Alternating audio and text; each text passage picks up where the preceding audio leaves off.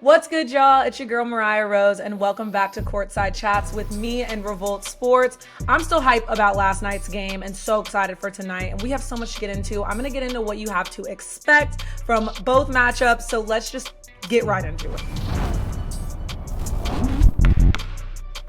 Celtics Pacers Eastern Conference Finals is not disappointing. This is what I want to see, y'all. This is playoff basketball. Now, the Celtics ended up taking care of business. We had Jalen Brown with the game-tying three, the double bang. It was incredible. Jason Tatum had 10 of his 36 points in overtime.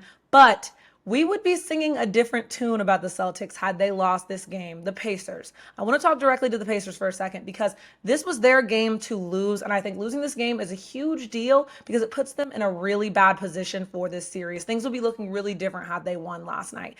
This was all about them turning the ball over way too much, not calling timeout when they should, making bad plays towards the end of the game, playing like the pressure was on them when it wasn't. They had a 2% chance of losing this game. They were up, and they were playing like they were frazzled and they were down and they didn't know what to do. This game boiled down to them turning the ball over, making offensive mistakes that were unnecessary because the pressure wasn't on them. The pressure was on the Celtics. They were playing like they didn't know their offensive game plan, like they were confused. It was a mess. And now this has put them in a bad situation going into the rest of the series because they could have stolen game one at the Celtics' place, and I don't think they have a chance of doing that again in game two. I'd argue that stealing game one at Boston while Jason Tatum wasn't at his best, because let's be real, they'd be tearing him up today had that game been lost, was what the Pacers needed to go into the rest of the series, but it was their game to lose and they fumbled it. Now, I want to talk about what we have to expect from each team in the Western Conference Finals because I think this is about to feed families, y'all. It's going to be so entertaining. Now,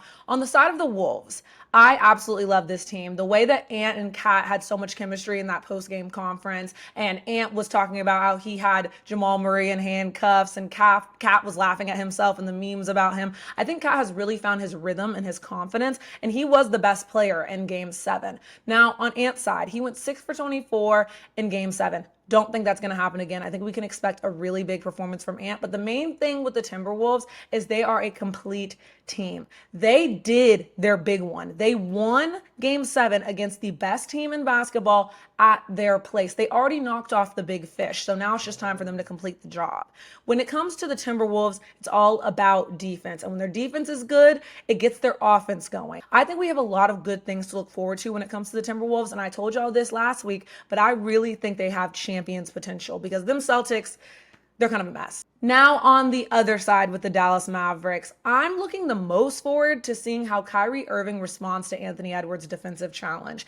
And with Luka, I'm going to keep an eye on his health. We saw Lou Dort locking Luka up when he was a little bit hobbled. And y'all don't think that this Timberwolves defense is looking at Luka like, are you fully healthy? Seeing how they can challenge him. Now, if Luka's feeling good, y'all know he's going to get his regardless. But I'm interested to see how Kyrie and Luka respond to this incredible defense. Now, I want to talk about the bigs because the Mavs absolutely ate when they acquired Daniel Gafford this season. And I think him along with Derek Lively are going to be really important pieces in this series because, like I said, Minnesota is deep. So the Mavs aren't just going to need Kyrie and Luka to step up. They're going to need the other guys to step up because we already know that the Timberwolves have Rudy Gobert and Karl-Anthony Towns, who have proven to be high-level players. So I'm interested to see how these guys respond to that, not only on the defensive side, but on the offensive side as well. Now, I know I talked about the depth of the Timberwolves, but I want to talk about PJ for a second because he found his confidence in that last series. I mean, he was talking his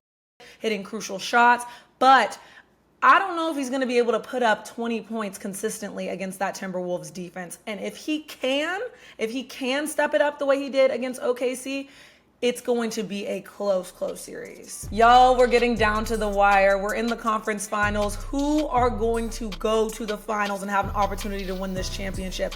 It's going to be crazy, and I'm going to keep you up on all of it. Stay locked in here with Courtside Chats with me and Revolt Sports.